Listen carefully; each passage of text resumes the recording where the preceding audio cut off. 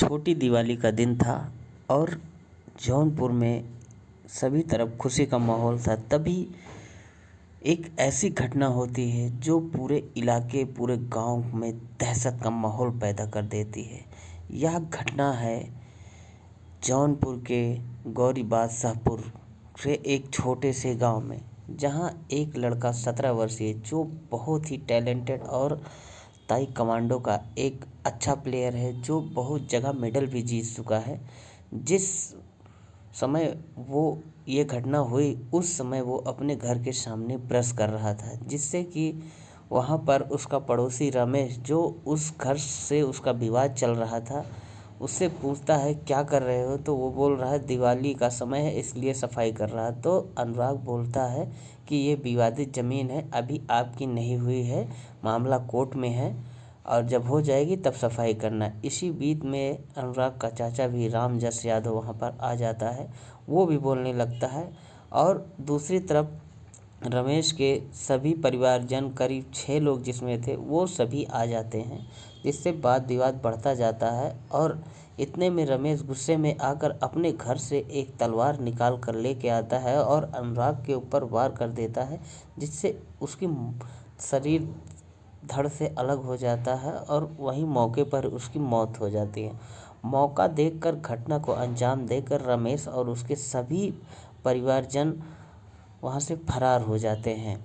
बाद में उसकी माँ को पता चलता है कि ऐसी घटना हो जाती है, तो उसकी माँ तो वहीं पर देख के बेहोश हो जाती है। कुछ देर बाद उसको होश आता है, तो वो अपने बच्चे यानी अनुराग यादव का सिर लेकर आंचल में ही रोने लगती है और उसकी बहनें भी वहाँ पर रोने लगती हैं। माहौल इतना ज़्यादा भयानक था कि सबका दिल एकदम पसीज जा रहा था उनके रोने से, सभी को रोना आ रहा था।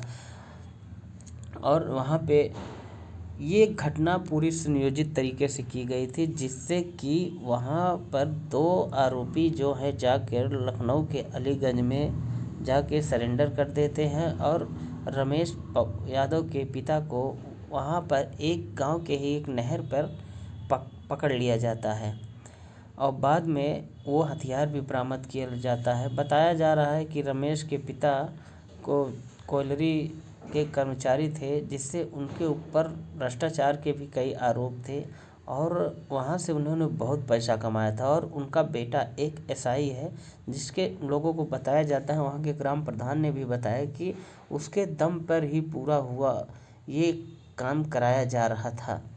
और पुलिस जब छापा मारती है रमेश के घर पे, वहाँ पे बहुत से धारदार हथियार, डायनामाइट, बम, असलहे बहुत बरामद होते हैं। और इस तरह देखा जाए तो ये एक पूरी तरह से सुनियोजित घटना थी। और फिर वहाँ पर होता ये है कि घर वालों का भी पुलिस वालों के ऊपर आरोप था और ये वहाँ के ग्राम प्रधान बताते हैं कि जब से ये आया है रमेश का पिता, तब से 18 मुकदमा अनुराग के घर वालों पर लगा चुका है। और अनुराग के घर वालों और गांव वालों का भी कहना है कि ये पूरे गांव में तांडव मचा के रखा है। और इस तरह के अपराधी जिनको सरकारी सहायता भी प्राप्त है और उसका लड़का पुलिस में भी है और उसके घर में कई सरकारी नौकरियां होने के कारण ये जो अनुराग के घर वाले हैं ये काफ़ी गरीब आदमी है, जिससे कि उसका बाप जो है कोलकाता में रहता है और वो घर में इकलौता है। 3 बहनों की शादी हो गई है। वो भी गांव के प्रधान बताते हैं कि ज़मीन बेच कर इस एक ऐसे बालक की हत्या करना कहाँ तक सही है और पैसों का घमंड और पुलिस का रौब कहाँ तक सही है, ये तो समय आने वाला वक्त ही बता पाएगा।